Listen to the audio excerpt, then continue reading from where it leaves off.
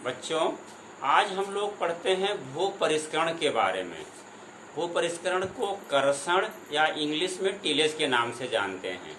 भू परिष्करण, जैसा कि आप लोग जानते हो, सामान्य बोलचाल की भाषा में यानी खेत की जुताई करना, खुदाई करना, गुड़ाई करना, निराई करना इत्यादि क्रियाओं को ही हम लोग भू परिष्करण या कर्षण के नाम से जानते हैं।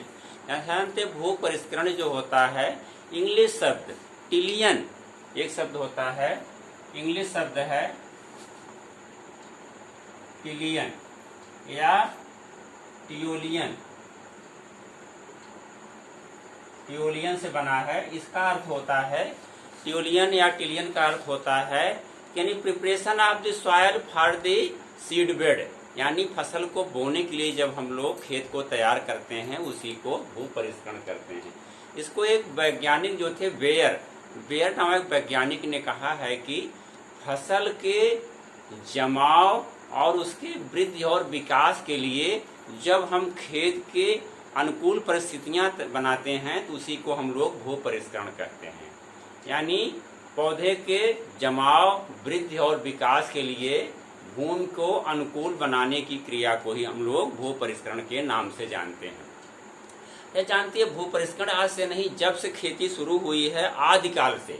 आदिकाल में जानते खेती कब हुई है हमारे, इस अगर हम देखें जो अपने इतिहास को हम लोग 3 भागों में बांटते हैं, प्राचीन, मध्य और आधुनिक में, पुराने में, तो हमारे ये जब ये बाद वाली स्थिति में जो कृषि हमारे करीब 8000 वर्ष पहले, एग्रीकल्चर कब शुरू हुई, 8000 वर्ष पहले से पशुपालन और खेती का कार्य शुरू हुआ।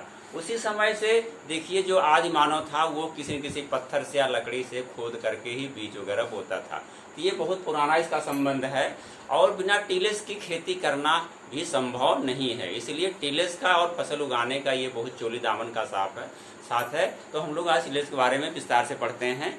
टिलेज करते क्यों हैं, इसका उद्देश्य क्या है। देखा जाए टिलेज जो करने का या भू परिष्करण करने का उद्देश्य हमारा मुख्य रूप से है कि खेत को हमारे भुरभुरे बनाना।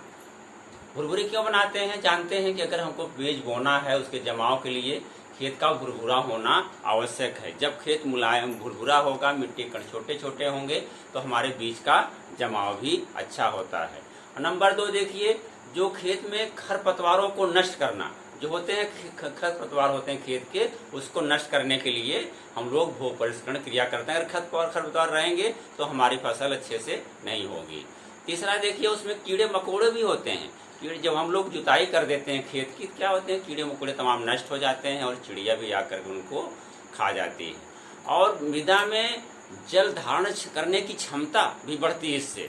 कैसे, जब हम लोग खेत की जुताई करेंगे तो देखिए उसमें पानी सोखने की क्षमता बढ़ जाती है और मृदा का जो होता है पोर स्पेस वगैरह भी उसके बराबर खुले रहते हैं। उसमें एरेशन भी अच्छा होता है, वायु का संचार भी अच्छा होता है, जिससे हमारे जड़ों का विकास भी अच्छा होता है और हमारे मिट्टी के अंदर जो सूक्ष्म जीव पाए जाते हैं वो भी सक्रिय रहते हैं। तो इसका इतना महत्व होता है। इसके अलावा देखिए मृदा कटाव भी जो है भूक्षरण जो है कर्षण क्रिया करने से वो भी रुक जाता है। तो हमारे मुख्य उद्देश्य हो गए। और ये देखा जाए तो कितने प्रकार का होता है भू परिष्करण, ये 2 प्रकार का होता है, प्राथमिक भू परिष्करण और द्वितीय भू परिष्करण। नंबर 1 है प्राथमिक भू परिष्करण।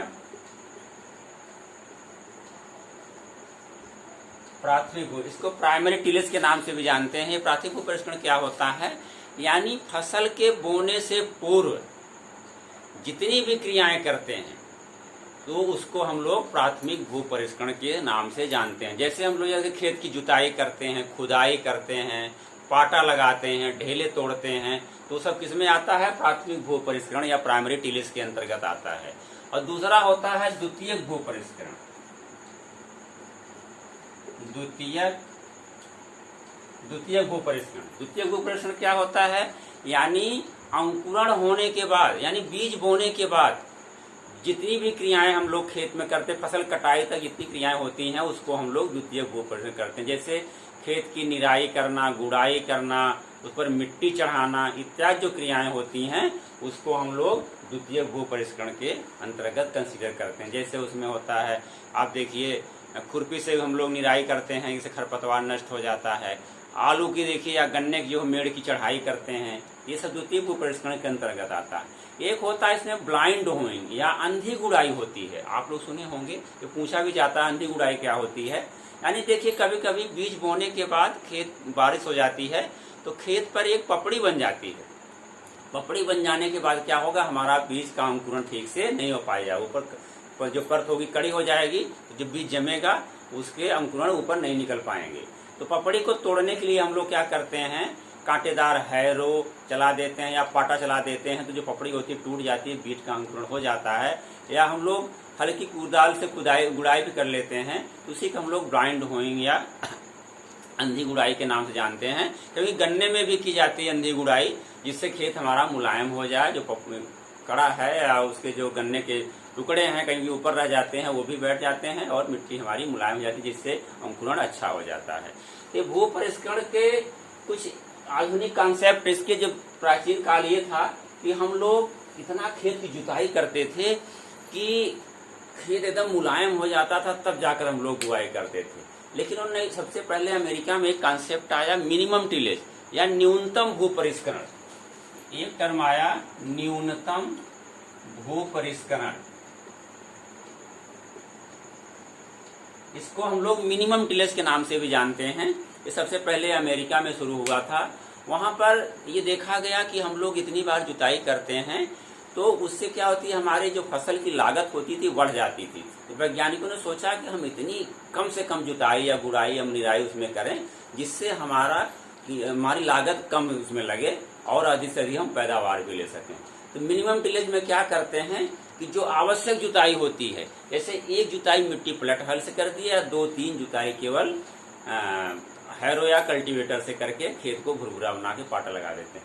इसके ये देखिए इसमें जो मिनिमम टिलेज में होता है, इसमें जो खरपतवार तो पूरे अगर नहीं नष्ट होंगे तो क्या होगा, इसके लिए जो तमाम केमिकल आते हैं, खरपतवार नाशी का जब जो है उसका हुआ शुरुआत हुई तो इसके प्रयोग करके हम लोग खरपतवार को नष्ट कर लेते हैं। तो इसमें जो होते हैं मिनिमम भू परिष्करण में उसको प्रयोग करते हैं। निराई गुड़ाई कम से कम की जाती है जिससे हमारी लागत नहीं। लेकिन इसका दुर्भाग्य, इसका सबसे दुर्गुण क्या है कि इसमें जो होते हैं खरपतवार हमारे नष्ट हो जाते हैं, लेकिन जो पोल्यूशन होता है, हमारे मृदा जो होती है पॉल्यूटेड हो जाती है रासायनिक पदार्थों को जैसे, जिससे ये उपयुक्त नहीं लगता है। लेकिन ये नया कॉन्सेप्ट जो है मिनिमम टिलेज का चल रहा है, क्योंकि लागत हमको कम करनी है और पैदावार बढ़ानी है। एक दूसरा कंसेप्ट इसके बाद और आया, न्यूनतम के बाद जीरो टिलेज आया। जीरो टिलेज क्या है, शून्य भू परिष्करण। जीरो टिलेज मीन्स शून्य भू परिष्करण, यानी इसका चरमोत्कर्ष है। यानी वैज्ञानिकों ने ये सोचा कि हम इतनी बार क्यों इसमें जो है इतना भी न करें, यानी कम से कम भू परिष्करण भी न करें, केवल हम सीधे क्या करें, इसको सीधे ले जाकर के खेत हमारे नीचे कोई फसल कट गई तो सीधे जाकर बुआई कर दें और हमारी अगली फसल तैयार हो जाएगी। उसमें क्या होगा, क्योंकि जुताई करेंगे नहीं तो उसमें तमाम खरपतवार होंगे, कीड़े मकोड़े होंगे, तो उनको नष्ट करने के लिए क्या होगा, रासायनिक पदार्थों का हम लोग प्रयोग करेंगे। ये कंसेप्ट जो होता है हमारे पूर्वी क्षेत्रों में धान और गेहूं का जो हमारा ये क्रॉपिंग पैटर्न चल रहा है, इसके लिए होता है कि जब धान देर में कटता है, अगर हम गेहूं की बुआई करते हैं तो देखिए खेत में नमी ज्यादा होती है तो गेहूं बोते बोते 1 हफ्ते और लेट हो जाता है। तो उसके लिए क्या करते हैं, केवल सीधे एक ही बार में कल्टीवेटर से हम लोग उसको जुताई करते हैं। तो उसके पीछे जो होता है वो सीड कंफर्टेड ड्रिल होता है, एक यंत्र भी आ गया जीरो सीड ड्रिल। तो वो क्या करते हैं, उसमें बीज और खाद दोनों डाल देते हैं, सीधे एक ही बार में 2 लाइनों के बीच जो होते हैं, हमारे धान की जो 2 लाइनें होती हैं, इसके बीच में जो होता है हैरो जाता है और बीज छोड़ता हुआ चला जाता है। और ये जो कार्बनिक पदार्थ होते हैं धीरे धीरे सड़गल करके मिट्टी में डिकम्पोज हो जाते हैं और ये हमारी ऑर्गेनिक खाद बन जाती है। तो ये हमारा जीरो टिलेज हो गया। ये भी आजकल ये जो होता है ये धान और गेहूं के उस पर जो है यूज हो रहा है।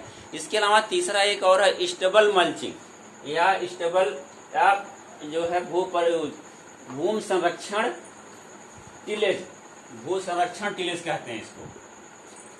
भू संरक्षण केवल संरक्षण टिलेज।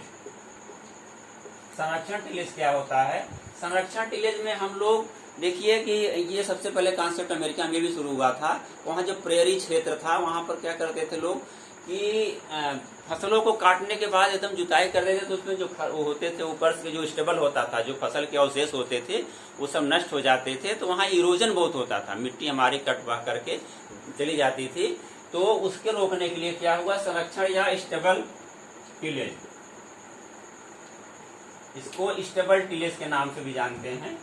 ये स्टेबल टिलेज को क्या करते हैं कि हम लोग जो हमारा अवशेष होता है फसल काटने के बाद, जो उसमें डंठल रह जाते हैं, उसके अवशेष रह जाते हैं, उसको हम लोग उसको खेत में छोड़ देते हैं, उसको कम से कम डिस्टर्ब करते हैं। जब जुताई करते हैं तो हल्की सी जुताई करते हैं और इसको मिट्टी में नहीं मिलाते हैं। मिलाते हैं तो बहुत हल्का सा मिलाते हैं।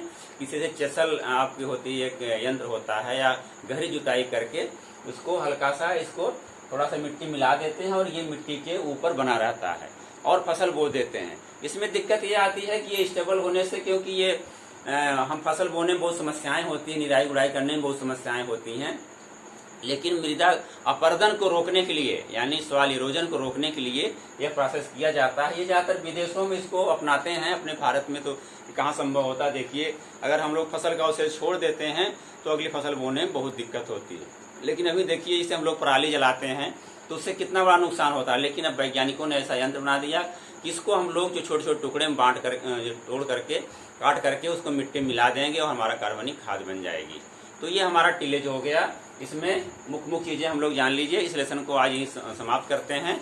अगला क्लास हम लोग फिर पढ़ेंगे।